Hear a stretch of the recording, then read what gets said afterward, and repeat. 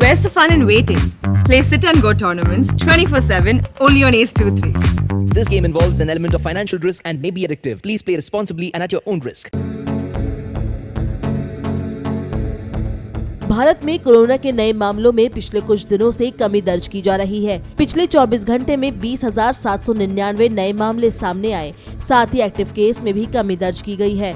देश में active case का आंकड़ा कुल मामलों के 0.78% है, जो मार्च 2020 के बाद सबसे कम है। देश में एक्टिव केस की बात की जाए तो 2,64,458 कोरोना के मरीजों का इलाज चल रहा है, जो आंकड़ा पिछले 200 दिनों में सबसे कम है। पिछले 24 घंटे में 180 मरीजों की मौत के बाद कोरोना से मरने वालों का आंकड़ा 4,48,997 पर पहुंच गया है।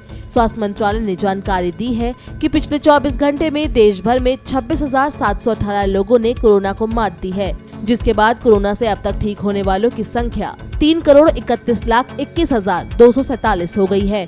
देश में रिकवरी रेट 97.89% है। वीकली पॉजिटिविटी रेट 1.63% है, जो पिछले 101 दिनों से 3% से नीचे बनी हुई है। वहीं डेली पॉजिटिविटी रेट 2.10% है। ये पिछले 35 दिनों से 3% के नीचे है। स्वास्थ्य मंत्रालय ने बताया है कि देश भर में कुल वैक्सीनेशन का आंकड़ा 90,79,32,861 हो गया है। पिछले 24 घंटे में 23,46,176 वैक्सीन की डोज दी जा चुकी है। देश भर में कोरोना का प्रकोप भले ही कम होता नजर आ रहा है, लेकिन अब भी कुछ जिले ऐसे हैं जहां वायरस का खतरा बरकरार है। देश में कम से कम 30 जिले ऐसे हैं जहां कोविड-19 पॉजिटिविटी रेट 10% या उससे ज्यादा है, जबकि देश में पॉजिटिविटी रेट में पिछले 5 महीने में गिरावट देखी जा रही है।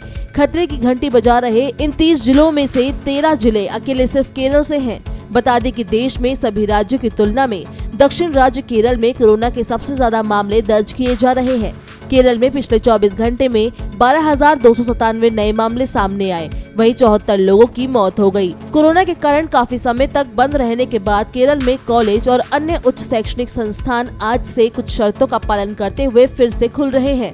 पिछले दिनों मुख्यमंत्री पिनराई विजयन ने कहा था कि संस्थानों को इस शर्त के साथ खोलने की अनुमति दी जाएगी कि अंतिम वर्ष के सभी छात्रों, शिक्षकों और कर्मचारियों को टीके की कम से कम पहली खुराक मिल गई हो। महाराष्ट्र में भी आज से कक्षा 8वीं से 12वीं के स्कूल फिर से खुल रहे हैं। स्कूलों को सरकार द्वारा जारी सभी कोविड-19 प्रोटोकॉल का पालन करना होगा, जिसमें सोशल डिस्टेंसिंग, सैनिटाइजेशन, मास्क पहनना जैसे नियम शामिल हैं। ग्रामीण क्षेत्रों में आज से 5वीं से 12वीं तक के कक्षा के लिए स्कूल खुल रहे हैं। वहीं शहरों में 8वीं से 12वीं तक के लिए स्कूल फिर से खोले गए हैं। बता दें कि जायडस कैडिला ने अपनी 3 डोज वाली कोरोना रोधी वैक्सीन ज़ाइकोव-डी की कीमत 1,900 रुपए प्रस्तावित की है। कीमत कम करने के लिए सरकार और कंपनी के बीच अभी बातचीत चल रही है और इस हफ्ते अंतिम फैसला होने की उम्मीद है। ये वैक्सीन 12 साल और उससे ज्यादा उम्र के लोगों को लगाई जाएगी।